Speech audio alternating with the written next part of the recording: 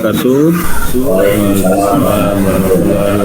Alhamdulillah minasyaitonirrajim. Bismillahirrahmanirrahim. Alhamdulillahirabbil alamin. Wa nasta'inu ala umuri dunya waddin wa ala alihi washabbihi ajma'in. Wallahu ta'ala fil Qur'anil karim. Alhamdulillah minasyaitonirrajim. Bismillahirrahmanirrahim. Ya ayyuhalladzina amanu kutiba alaikumus shiyam kama kutiba alal ladzina min qablikum.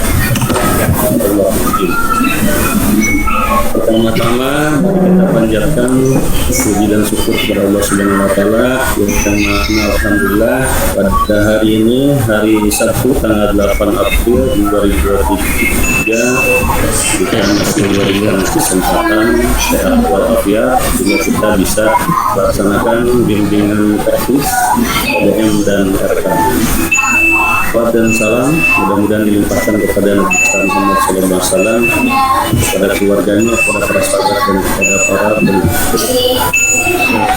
Bapak Ibu Kepala MI, MTS dan Aliyah yang kami hormati, Bapak Rajinda sebagai TIK yang kami hormati, Bapak Ibu operator yang kami hormati, beserta Bapak Ibu bendahara. Alhamdulillah pada kesempatan ini kita melaksanakan tatap maya yang kedua dalam rangka ringkasan belajar mandiri. Kemarin sudah di-share oleh Pak Haji. Pada hari ini kita akan mencoba memberi ringkasan yang memang sudah ditunjuk oleh Pak Haji. Pemateri-pematerinya yang pertama adalah tentang toleransi dalam beragama atau moderasi beragama yang akan disampaikan oleh Ibu Ai Rohmah. Sudah hadir Ibu Ai? Ibu Ai sudah hadir?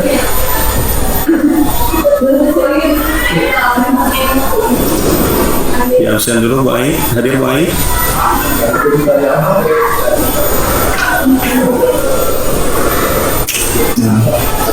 Yang kedua mungkin ringkasan materi PDM atau evaluasi diri madrasah yang akan disampaikan oleh Pak Deden Hasanuddin, yang mungkin nanti ada yang bisa mengganti materinya karena memang beliau sedang sakit.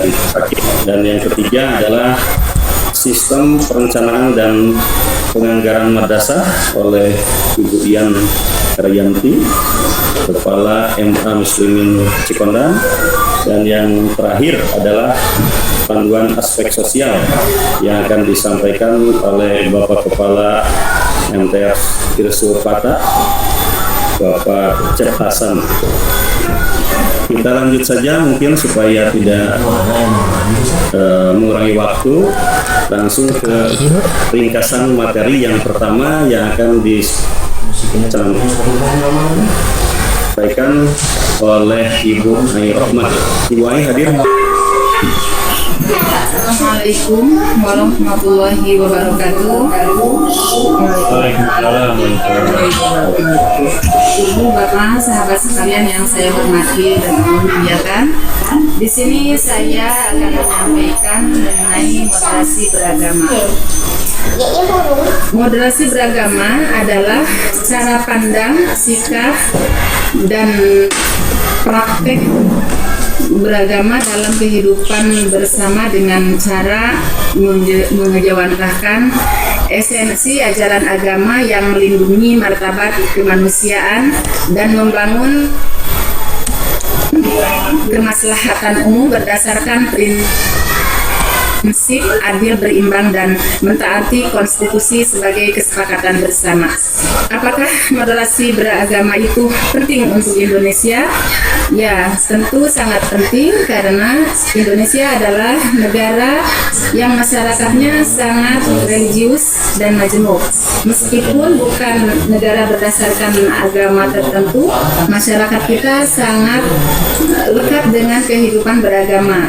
Tugas kita adalah menjaga menjaga keseimbangan antara kebebasan beragama dengan komitmen kebangsaan untuk menumbuhkan cinta tanah air.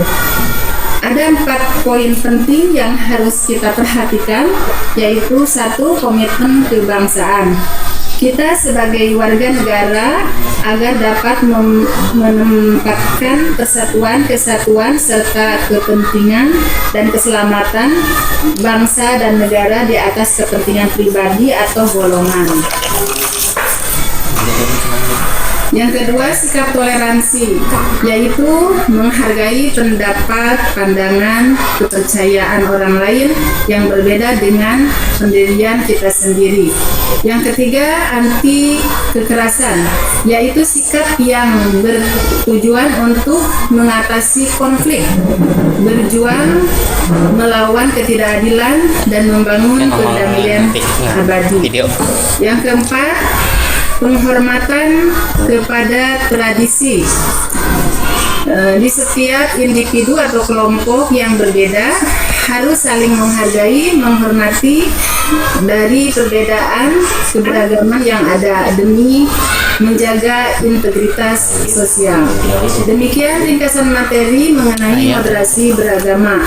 Terima kasih atas perhatiannya dan mohon maaf atas kekurangan. Wassalamualaikum warahmatullahi wabarakatuh. Waalaikumsalam warahmatullahi wabarakatuh. Terima kasih pada Ibu Ai yang telah memaparkan ringkasan dari materi tentang toleransi dalam beragama dan moderasi. Dan yang jawabnya mungkin nanti Pak Haji ya, terakhir gitu ya. Iya, nanti saja. Ya, kita lanjut saja ke materi yang ketiga. Mungkin ada rekan-rekan yang akan menyampaikan ringkasannya tentang materi yang kedua, tentang EDM atau evaluasi diri madrasah. Dari rekan-rekan mungkin ada yang mau menyampaikan, karena memang Pak Deden kebetulan lagi sakit katanya. Paling enggak? Ya silakan paling enggak. Ya, assalamualaikum warahmatullahi wabarakatuh. Waalaikumsalam warahmatullahi wabarakatuh.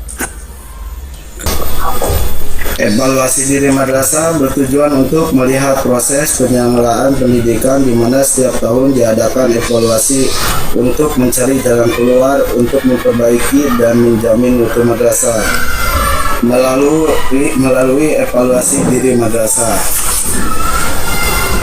Adapun manfaat EDM ada beberapa poin. 1. Mengetahui tingkat pencapaian kinerja atau peta madrasah. 2.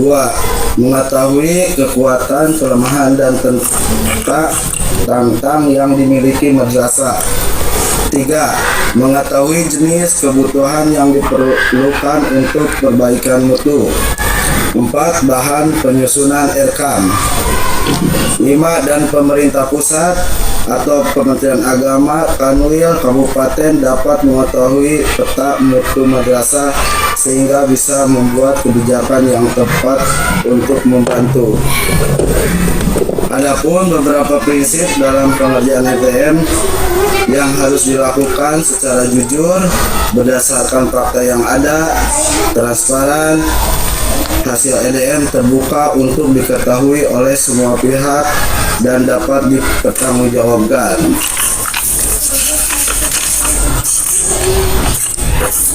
Dan seterusnya ada 5 aspek budaya mutu dalam EDM untuk pengukuran, di mana di setiap aspek ada beberapa indikator.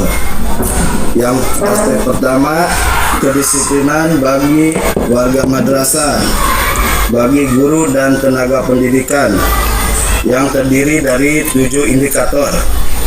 Kedua, pengembangan diri guru dan tenaga pendidikan, yang terdiri dari 4 indikator. Pak, itu nanti bisa digabung nggak rekamannya Pak? Kenapa? Rekaman digabung nggak? Rekamannya bisa digabung nggak rekamannya? Bisa Pak. Oh ya, berarti Yang kemarin itu barangkali itu saja Pak Bagja dari dari saya, dari MA Muslimin. Assalamualaikum warahmatullahi wabarakatuh. Waalaikumsalam warahmatullahi Waalaikumsalam warahmatullahi wabarakatuh. Sebenarnya masih ada waktu sekitar 9 menit lagi karena Pak Haji kemarin menyampaikan untuk pemateri diberikan waktu 10 menit. Untuk selanjutnya mungkin karena masih ada waktu, silakan kalau dari rekan-rekan ada yang menambahkan tentang ringkas. Menjadi catat-catat. Penasaran selalu. Lingkungan dan sosial. Untuk memenuhi standar lingkungan dan sosial, proyek telah memiliki panduan lingkungan dan sosial. Jadi ternyata bahwa kita itu untuk pembaharuan madrasah itu adalah bekerjasama dengan World Bank ya, atau Bank Dunia. Ada istilah bahasa ngutang, Indonesia itu ngutang ke Bank Dunia gitu. Tapi alhamdulillah tujuannya adalah untuk peningkatan mutu kualitas pendidikan madrasah. Selanjutnya akan melibatkan lingkungan tersebut ya, lingkungan sosial tersebut kepada setiap pihak di lingkungan madrasah, yaitu kepala madrasah, sebagai penanggung jawab madrasah, bendahara madrasah, dan operator atau staf. Lalu yang tujuannya adalah untuk menjaga keberlangsungan proyek dan berkelanjutan dari misi peningkatan mutu pendidikan madrasah. Itu ya, adanya panduan-panduan. Nah, untuk yang nomor 8A itu diambil dari semua ya, kalau dibaca terlalu banyak. Jadi intinya adalah melibatkan sebuah keagamaan. Kebetulan kita mungkin adanya di Kementerian Agama. Jadi adanya istilah maqasid syariah ya, maqasid syariah, yang artinya sebuah gagasan dalam hukum Islam bahwa syariah diturunkan Allah untuk mencapai tujuan tertentu. Kenapa? Kalau kita melihat daripada lingkungan, pengertian lingkungan itu sendiri adalah mungkin berhubungan dengan alam, ya. Alam adalah ada yang Sang Maha Pencipta, dan juga sosial itu berhubungan dengan manusia, yaitu tetap adalah adanya Sang Pencipta. Terus terang saja, Pak Bagja, Pak Haji ya, Pak Eva, semuanya teman-teman, kalau kita tidak mengartikan masalah istilah itu akan buta gitu, burem, naon sih gitu ya. Gitu. Tapi kalau kita artikan LMS, apa itu LMS itu apa? Gitu kan, L-nya apa, M-nya apa, S-nya apa, gitu kan, learning dan juga sistem. Sedangkan di tingkat mahasiswa juga sudah dipelajari kalau sekarang itu ya. Kalau kita ya ketinggalan sebetulnya. Zamannya sudah zaman aki-aki gitu, aki-aki gitu ya. Ya itu saja mungkin pesan dari saya. Buah melati, buah kamboja ya, kalau tidak mengerti ya jangan bekerja-kerja ya, gitu aja. Terima kasih. Pulau Irian, Pulau Cendrawasih, dan jangan berumur. Assalamualaikum warahmatullahi wabarakatuh.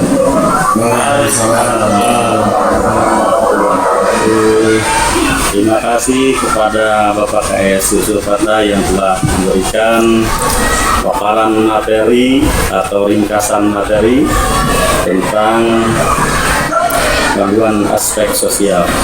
Selanjutnya mungkin supaya lebih jelas lagi, tadi ringkasan materinya sudah disampaikan. Kami mohon berkenannya Pak Agenda sebagai pencak memberikan materi selanjutnya. Terima kasih. Silakan Pak Haji untuk memberikan paparan materi dari ringkas.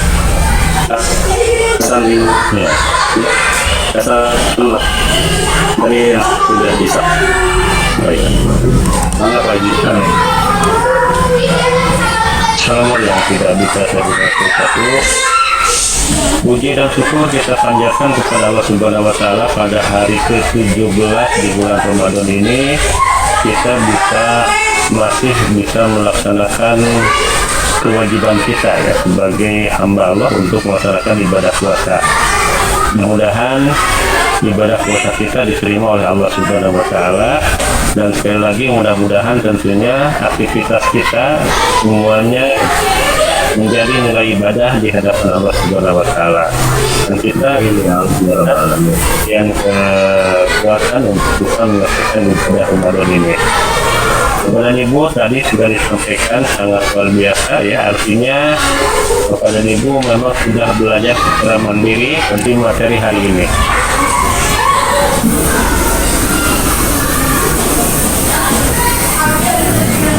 Bisa dilihat Bapak Ibu?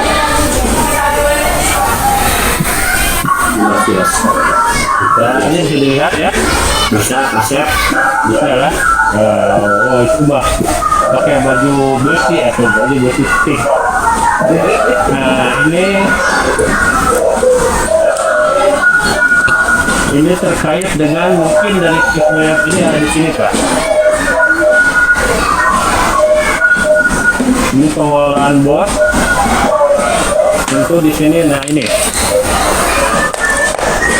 tahapan Bapak dan Ibu dalam menyusun rencana kerja anggaran madrasah. Kalau kita lihat di sini ada SNP, ada EDF, ya, ada PPMBK, kemudian barulah muncul perencanaan, penatausahaan dan pelaporan keuangan madrasah. Langkahnya seperti itu. Pertama kita kaji ketercapaian SNP-nya atau standar mutunya yang berkaitan untuk pemenuhan standar nasional pendidikan. Kemudian EDM-nya tadi yang sebenarnya level lingga itu ada 5 indikator, ada aspek A, B, C, D, dan E. Ya. Ini yang A tadi kedisiplinan, mutu PTK, mutu PBM, pemanfaatan tarpas, dan persolasi anggaran. Nah, bagaimana kita membuat atau untuk merencanakan suatu anggaran di madrasah? Ini yang perlu langkah-langkahnya seperti ini. Pertama, tentukan dulu apa tujuannya, kemudian bikin teamworknya atau yang disebut dengan tim penjamin mutu pendidikan. Maka TPM menjadi salah satu syarat pintu masuk ke aplikasi EDF. Ini tim ini harus bekerja sama, tidak boleh sewang-sewangan, apalagi kepala hanya bertindak sebagai hanya tinggal eksekusi akhir tanda tangan saja tanpa meriksa lagi rencananya dan sebagainya gitu. Jadi harus ditelaah dulu ya, sebelum Pak Kepala atau Ibu Kepala menandatangani sebagai eksekusi persetujuan baik perencanaan ataupun pelaporan. Analisis 8 SNP, lakukan evaluasi ya, kemudian rekomendasi TPM. Nah, kenapa harus berbasis EDM, evaluasi diri madrasah?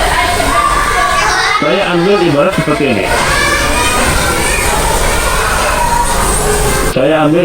ini. Ya.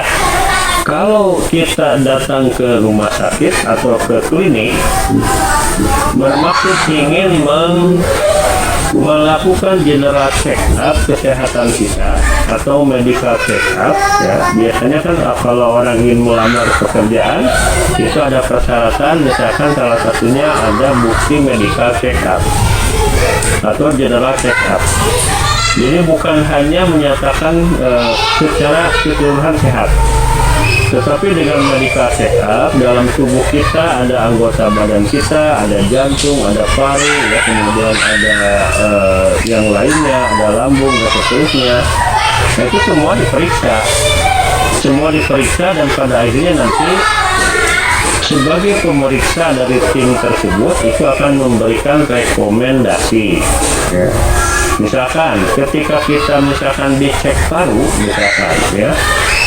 Hasilnya misalkan ada yang harus diperbaiki dalam paru kita, misalkan karena pengaruh asap rokok seperti perasan ya, kemudian spesialis paru akan memberikan rekomendasi tersebut untuk apabila untuk pengobatan tentu dia akan memberikan semacam resep ya.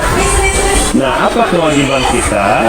Nah, kewajiban kita kalau memang ingin sembuh, maka kita harus melaksanakan rekomendasi tersebut. Kita harus memberikan resep tersebut dan nanti berbentuk obat sebagai penanganan atau untuk upaya penyembuhan dan yang lainnya. Tidak mungkin seorang dokter memberikan rekomendasi atau resep yang salah. Kalau misalkan sakitnya ada di lambung, tidak mungkin dokter memberikan resep atau obat yang untuk mengobati misalkan jantung kalau adanya di lambung. Nah, dengan demikian nanti EDM yang 5 mutu tadi atau berbasis 5 yang tadi, nah itu timnya bersama-sama bekerja. Tidak dilakukan oleh seorang diri, apalagi mengandalkan hanya operator. Jadi ada tim yang menganalisis tentang kedisiplinan warga madrasah, yang menganalisis tentang mutu PTK, mutu pembelajaran, mutu sarana, ya, dan terakhir tata kelola keuangan. Nanti ada 5 tim dalam satu tim besar yang disebut dengan tim penjamin mutu. Nah itu, maka mereka tim ini atau koordinator tim ini masing-masing akan memberikan rekomendasi. Karena setiap tim nanti ada indikatornya yang harus terpenuhi. Nanti apa yang harus dibuktikan, apa yang harus terpenuhi. Nah itulah sebagai dasar untuk menilai kondisi madrasah kita. Menilai harus jujur, betul tadi kata Pak Hasan, tadi kata Pak Lingga tentang EDM. Kalau tidak jujur, tentu nanti tidak akan sembuh. Tidak bisa meningkatkan mutu pendidikan. Kembali ke contoh dokter tadi, kalau dokter menerimanya tidak jujur atau memeriksa tidak jujur, tentu tidak akan ada rekomendasi yang benar. Jadi kalau katakan tidak ada, ya tidak ada. Jadi kalau di madrasah berdasarkan pengalaman, mungkin EDM itu akan berbanding terbalik dengan apa? Dengan pengisian untuk DIA, untuk akreditasi. Misalnya tim akreditasi kepada ibu biasanya nih ya, kalau kita ingin akreditasinya bagus, biasanya yang tidak ada diada-adakan. Itu enggak Pak? Ya, karena oh sama, gitu. Nah di EDM tidak bisa Pak. Contoh begini. Contoh, salah satu indikator D3 misalkan ya, guru melaksanakan proses pembelajaran menggunakan media pembelajaran baik elektronik ataupun media non-digital. Baik media digital ataupun media non-digital. Kata kuncinya di sana guru melaksanakan proses pembelajaran ya menggunakan media pembelajaran baik digital ataupun non-digital, baik non-digital ataupun digital. Nah, itu adanya di proses pembelajaran. Nanti di analisis apakah semua guru atau berapa persen guru dari keseluruhan guru yang ketika proses pembelajaran menggunakan media. Medianya nanti bagi dua, ada media digital, ada non digital. Nanti kita bahas, nanti kita bikin tabelnya. Madrasah memiliki media non digital apa saja. Kemudian madrasah memiliki media pembelajaran yang digital apa saja. Misalkan begini, ternyata hasil TPM pada aspek tersebut levelnya 1. Karena di EDM itu ada 4 level, level 1, level 2, level 3, level 4 ya. Ada 4 level Pak. Nanti yang paling rendah level 1. Nanti dianalisis kenapa ini levelnya 1. Maka muncullah 2 hal. Pertama, kenapa guru tidak menggunakan media pembelajaran pada saat pembelajaran? Setiap guru terbalik menggunakan media apa? Karena medianya juga tidak ada. Ya, nah berarti kelemahan pertama berarti madrasah tidak memiliki atau belum memiliki media pembelajaran sesuai kebutuhan. Berarti itu kaitannya dengan sarana prasarana, ya enggak? Nah, misalkan apalagi sekarang sudah berbasis digital. Berapa persen guru yang menggunakan ketika pembelajaran menggunakan media pembelajaran digital? Contohnya apa?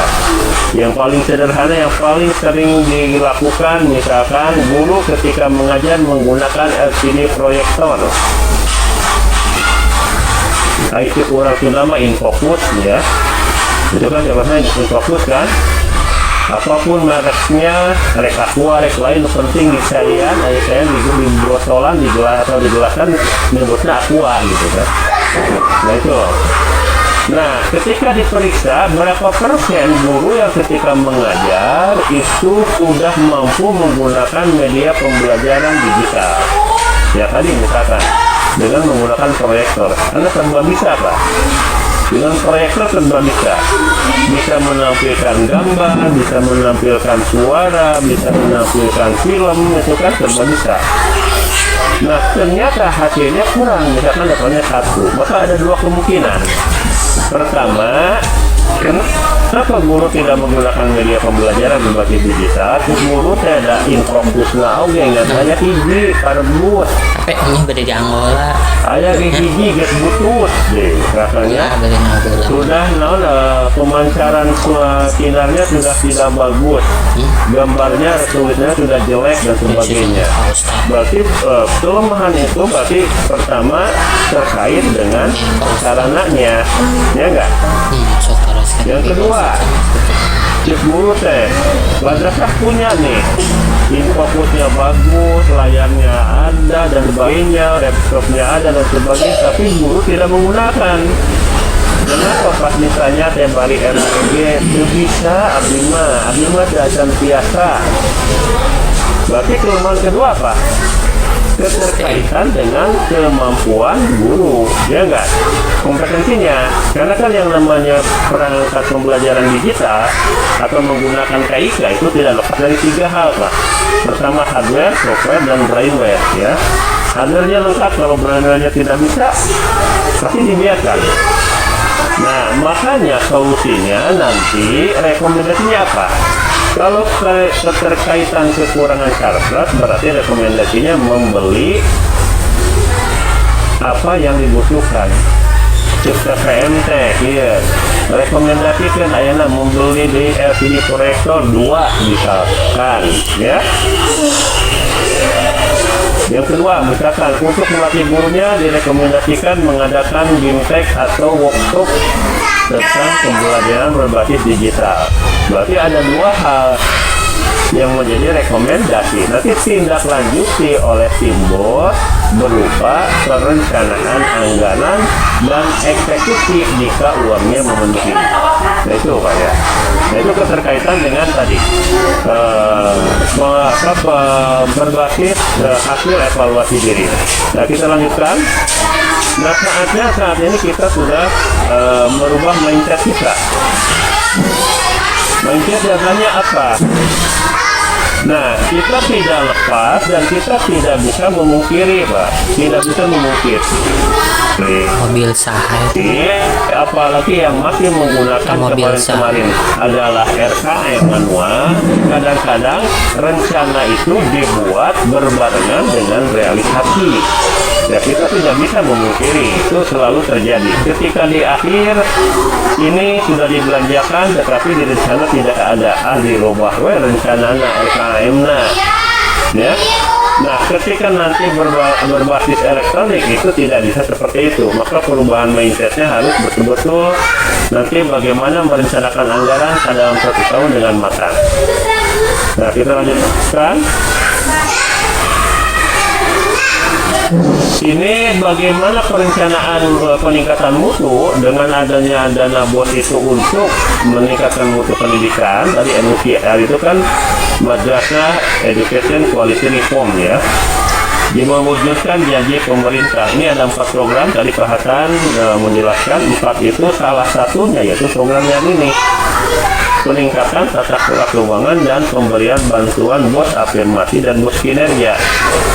Jadi kalau Bapak dan Ibu mudah-mudahan ada yang terpilih nanti setelah dikaji RKM-nya, setelah dikaji misalkan DMI sarana prasarananya, kemudian tenaga kependidikannya dan sebagainya, nanti dinilai oleh tim pusat apakah madrasah ini layak mendapat bantuan atau tidak.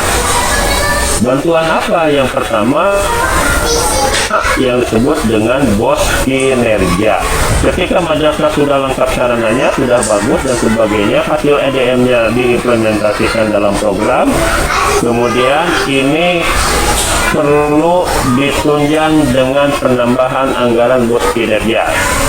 Maka Bapak Ibu yang terpilih nanti oleh pusat nanti akan diberikan di luar dana BOS reguler, yaitu BOS kinerja.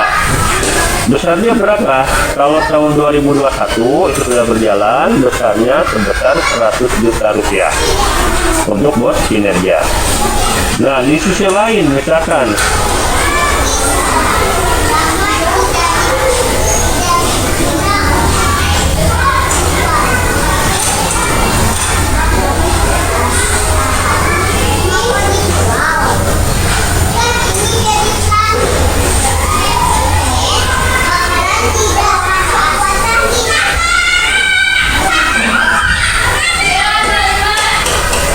masih terputus nih. Wah, internet orang ya. Internet orang. Oh sih.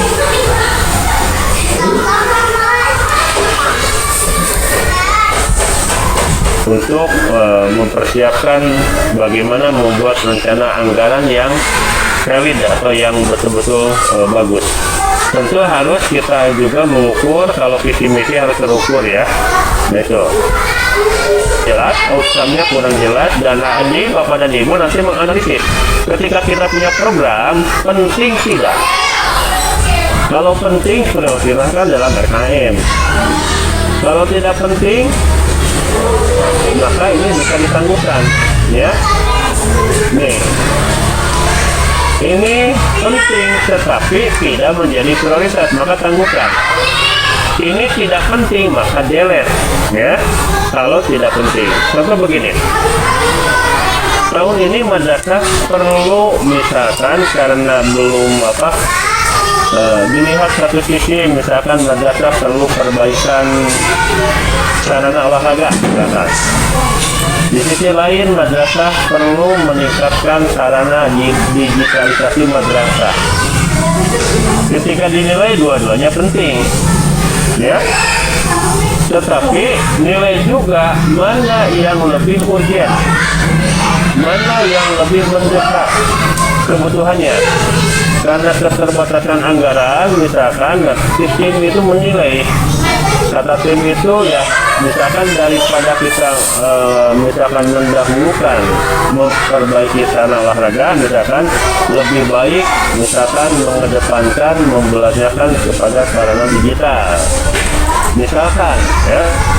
Silakan nanti dianalisis mana kepentingannya ya, tingkat kepentingannya mana yang harus didahulukan, maka yang harus didahulukan itu menjadi prioritas utama dalam penyusunan RKM ya, dalam penyusunan RKM. Nah itu terkait penganggaran Pak. Terkait EDM nanti Bapak Ibu ya, dalam luring nanti akan dipraktekkan secara keseluruhan. Ada 26 indikator yang harus dikerjakan dan ada kurang lebih 60 bukti fisik yang harus nanti diupload dalam EDM. Aspek A ada 7 indikator, aspek B dan seterusnya, total semuanya 26 indikator. Nah itu dikerjakan nanti oleh secara bersama-sama oleh RPM. Berarti prakteknya dalam kegiatan luring ya, kegiatan luring. Nanti di lapangan Bapak dan Ibu tentu ya, karena nanti yang praktek itu atau yang luring itu hanya 3 orang, berarti tidak semua TMM bisa ikut dalam kegiatan luring ya, hanya dibatasi 3 orang. Nanti setelah selesai bintek tentu harus duduk bareng bersama, merumuskan kembali hasil EDM dan merumuskan kembali rencana program kerja yang akan dilaksanakan ya. yang akan dilaksanakan. Tadi EDM-nya sudah dijelaskan, ya, indikatornya saya sudah men-share yang manual, ya, yang manual Excel. Nah itu bisa sebagai gambaran bisa dilakukan oleh Bapak dan Ibu, ya, untuk mencoba berapa nilai EDM madrasah kami atau madrasah masing-masing. Nah itu saja, selamat mencoba, pasti bisa, ya, kita harus bisa, ya.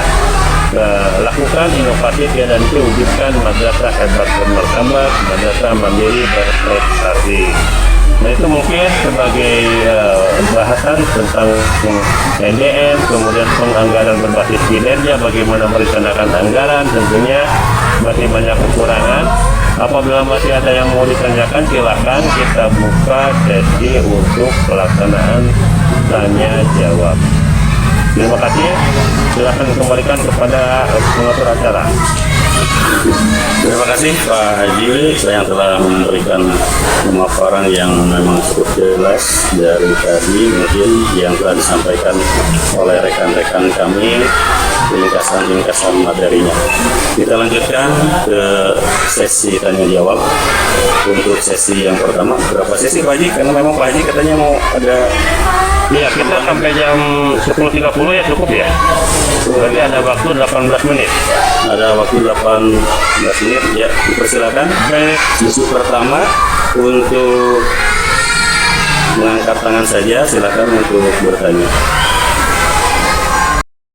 Belum jelas atau masih ada yang perlu ditanyakan, pada sesi ini silakan untuk memberikan pertanyaan atau mungkin sharing di lapangan apa yang menjadi kendala di lapangan tentang EDM, RKAM atau penganggaran.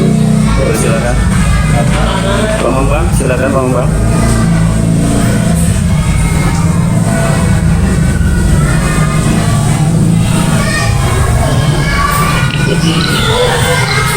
Langsung saja Pak Bambang, silakan.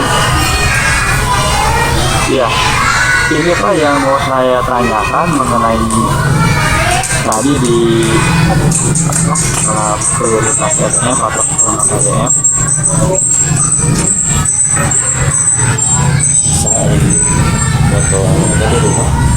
Nah, misalkan tadi di harga kewajaran untuk seperti printer ataupun laptop. Nah, biasanya kan di toko itu ketika belanja ditanya pajak apakah dibayar oleh toko ataupun dibayar oleh sekolah. Pengalaman saya ketika beli seperti barang tersebut, jadi ujung-ujungnya double pajak itu Pak. Ketika bayar pajak dari toko harganya dinaikkan sekian persen, di akhir juga kita harus laporan ataupun bayar pajak kembali Pak. Nah itu solusinya seperti apa supaya tadi misalkan di harga kewajaran seperti printer tidak meningkat, tidak naik gitu Pak. Jadi harga yang kita input sesuai dengan harga nyatanya, karena ketika input EDM kita kan tidak tahu harga awalnya berapa nih. Ya, ketika kita beli, harganya segitu naik. Nah, terus yang kedua, bagaimana solusinya ketika di RKAM ataupun EDM nanti, ketika kita memasukkan harga misalnya 2 juta, karena kenyataannya menjadi 2 juta lebih gitu Pak. Solusi untuk apakah nanti di akhir saja gitu Pak. Saja Pak dari saya. Terima kasih. Assalamualaikum. Waalaikumsalam. Pak Haji langsung suaranya Bu ya. Ya. Assalamualaikum warahmatullahi wabarakatuh. Waalaikumsalam warahmatullahi wabarakatuh. Yang ingin ditanyakan tadi di dalam keterangan bahwa dana BOS itu diperuntukkan untuk pencapaian daripada kinerja, kinerja juga bisa dipergunakan untuk sarana dan prasarana sesuai dengan RKAM. Tapi kenyataan di lapangan bahwa dana bos itu hampir keseluruhan itu dipergunakan untuk honor, ya, honor guru. Ya, karena honor guru itu lebih besar jumlahnya daripada dana yang ditentukan daripada juknis bos. Jadi di dalam sebetulnya emang di dalam analisis itu seharusnya mana yang harus diprioritaskan yang utama gitu. Ya, pada kenyataannya itu dana bos itu semuanya habis pergunakan untuk dana honor daripada buat guru. Itu yang ditanyakan. Itu saja, ya. Terima kasih Bu Lia. Ya. Pertanyaan ketiga ya, satu lagi Pak Haji ya. Iya. Silakan kepada Bapak Kepala Madrasah MI Jati 3 ya. Silakan. Pak ya. Oh, silakan. Pengarsa enggak? Bismillahirrahmanirrahim. Assalamualaikum warahmatullahi wabarakatuh. Terima kasih Bapak moderator atas waktunya. Juga terima kasih juga Pak Haji tadi kesimpulan dari beberapa rangkuman rekan-rekan peserta BISTEK ini. Yang saya tanyakan ini terkait dengan nanti pengisian EDM ya Pak. Di situ kita kan harus upload bukti fisik. Nah, dan bukti fisik itu kan juga itu tuh jadi akan menentukan di level mana atau di tingkat apa kita nilainya itu di poin-poin tersebut gitu. Nah, ketika misalkan ada program yang sering kita laksanakan di madrasah tetapi bukti fisiknya tidak menunjang, apakah itu bisa kita masukkan? Misal kita mau masuk level itu tapi yang nggak ada itu bukti fisiknya gitu, apakah itu bisa kita pilih di level itu? Misalkan kita mau pilih yang level 4 gitu, pas di level 4 sedangkan bukti fisiknya nggak mendukung untuk level 4 gitu. Kalau kita nggak Itu saja Pak. Baik, terima kasih. Ini pertanyaannya sangat luar biasa ini. Dan ini 1 dan 2 ini terutama adalah memang hal-hal yang dialami di madrasah ya. Ketika belanja, pajak dan tidak dan sebagainya, kemudian honor dan sebagainya, itu sangat kondisi real seperti itu. Baik kepada Ibu ya. Pertama terkait dengan nanti kita penggunaan aplikasi EDM dan RKAM. Ya, RKAM itu baru bisa dibuka kalau EDM selesai Pak. Di RKAM nanti ada komunikasi antara operator atau staf bendahara dan kepala madrasah. Ketika kepala madrasah misalkan menganggarkan membeli contoh tadi printer, ya, karena kan tadi contoh printer ya. Nah, padahal kan semua harga yang di atas nilainya 2 juta, Pak, terutama elektronik itu di atas 2 juta, Pak. Banyak elektronik. Nanti bendahara atau staf nanti merincinya harga tersebut nanti ada pertanyaan, Pak. Apakah ini harga sudah termasuk pajak? Yang pertama. Yang kedua, apakah barang ini tidak kena pajak? Apakah barang ini nanti belum dikenakan pajak, Pak? 3 hal nanti yang harus dipilih ya. Pilih. Nah, nanti tentu kita mengkliknya misalkan kalau pengalaman toko menanyakan apakah mau harganya itu kena pajak atau belum. Kalau kita jawab belum termasuk pajak, maka kita menambahkan PPN-nya diberikan kepada toko. Siapa yang membayarkan? Toko. Kesalahannya ketika terjadi double bayar pajak, seperti tadi. Karena Bapak dan Ibu ketika bayar ke toko dengan harga pajak tidak meminta 2 faktur, Pak. Artinya 2 faktur. Pertama faktur pembelian barang, yang kedua faktur pajaknya. Nanti kita tinggal melaporkan faktur pajaknya dan kita tidak ada kewajiban ya. kalau kita sudah membayar harga berikut persen. Makanya di aplikasi Rekam nanti tim itu diminta untuk menginput rekanan atau pihak ketiga. Kita belanja mau dari mana, nanti apakah dia punya faktur pajak atau tidak, apakah dia sanggup tidak misalkan menyelesaikan masalah pekerjaannya. Jadi nanti kita tinggal menerima bersih, Pak. Barangnya terima, kita bayar, faktur pajaknya dikeluarkan, kemudian faktur belanjanya juga dikeluarkan. Nah itu ya, maka diharapkan nanti ada pihak rekanan ketiga yang memang diusahakan bentuk sebagai perserekan dalam perusahaan. Tentunya resmi, yang harus resmi supaya aman bagi bapak dan ibu. Itu satu ya. Jadi kesalahannya kita membayar pajak tetapi tidak bisa sudah meminta faktur, karena kadang-kadang toko tidak mau memberikan faktur pajaknya. Nah yang kedua, masalah honor hampir semua data. Lihat di aturan baru tentang Jokpikbud, dari dulu sama sebetulnya ya, dari dulu sama. Honor tidak boleh lebih dari sekian persen. Honor tidak boleh lebih dari sekian persen. Nanti sebetulnya akan kita bahas nanti lebih dalam sebetulnya ini. Karena bapak dan ibu dalam pelaksanaan di lapangan, mohon maaf ya, karena memang saya pernah mengalami dari bendahara jadi kepala ya sebelum saya ke pengawas. Kadang-kadang madrasah masih memberikan pembayaran double counting. Contoh, A guru ngajar di kelas, merangkap sebagai OP, merangkap sebagai bendahara, merangkap sebagai anu dan sebagainya. Ketika honoran bulanan itu dibayar semuanya. Tina guru dibayar, tina operator dibayar, tina bendahara dibayar dan sebagainya. Nah itu tidak boleh ya, tidak boleh.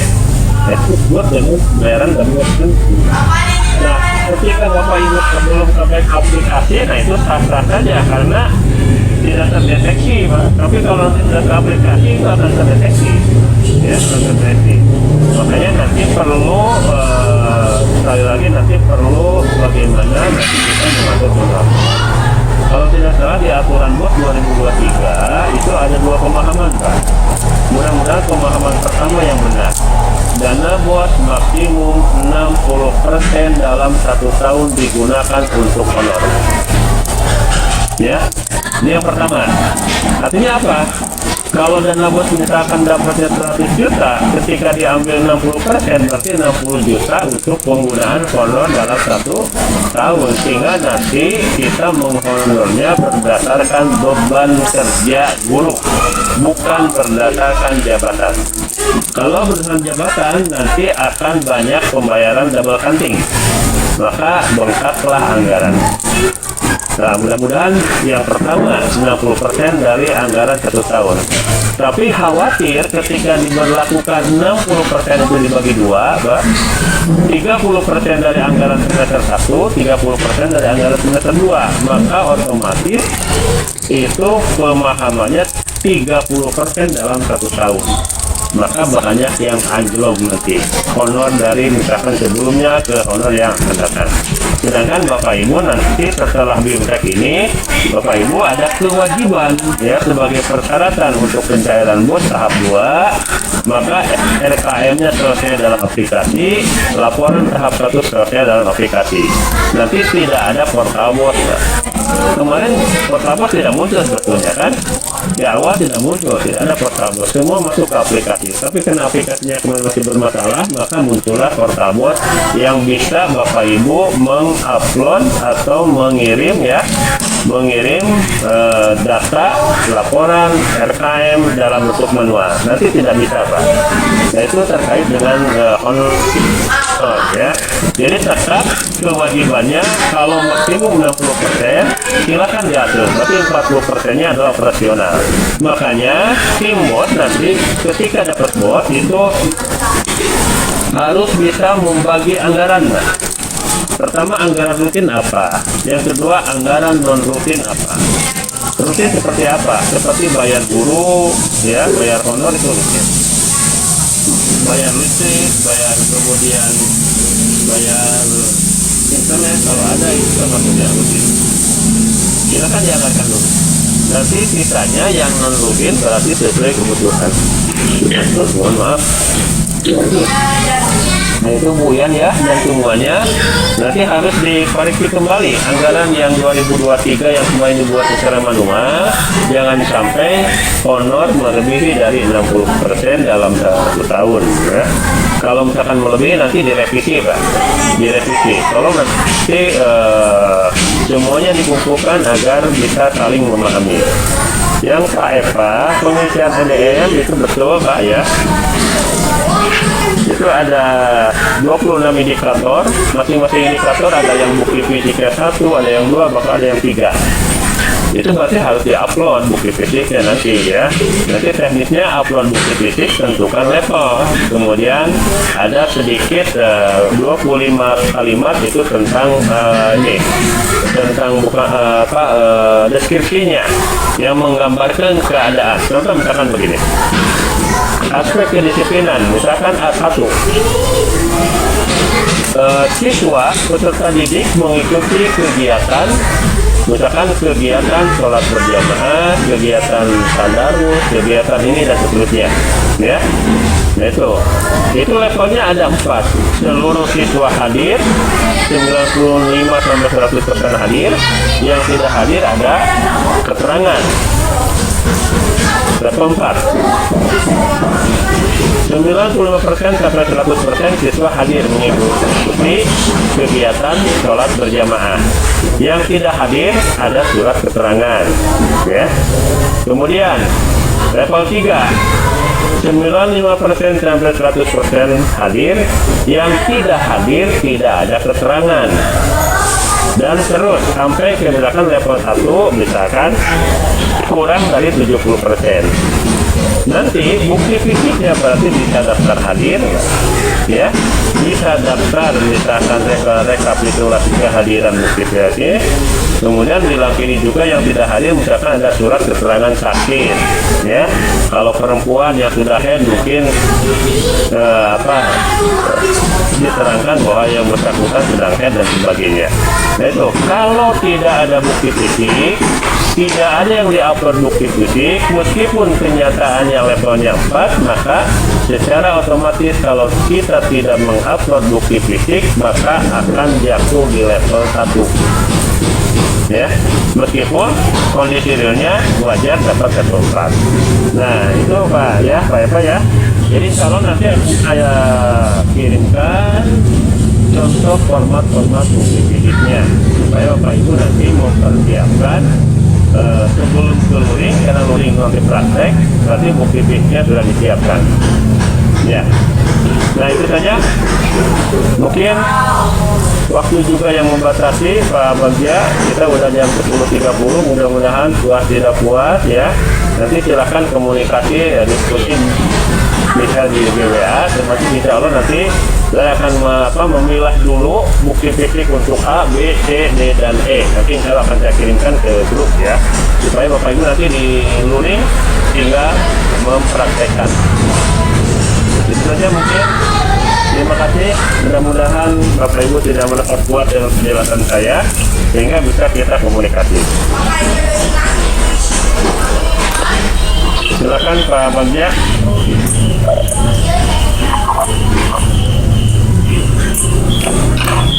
Baik, Bapak Ibu semuanya, Pak Haji, mudah-mudahan tadi disampaikan juga puas ya, karena memang banyak yang harus didemonstrasikan dari puas ini, tapi karena memang waktu sudah menunjukkan jam 10.30, beliau harus ada lagi yang dikerjakan. Mungkin untuk hari ini disebutkan sekian. Saya pribadi ya ditunjuk oleh Pak Haji sebagai moderator. Mohon maaf apabila ada hal-hal yang mungkin kurang berkenan di hati Bapak Ibu semuanya. Dari progresnya ya, tesnya, ya tes. Itu saja mungkin dari saya. Terima kasih.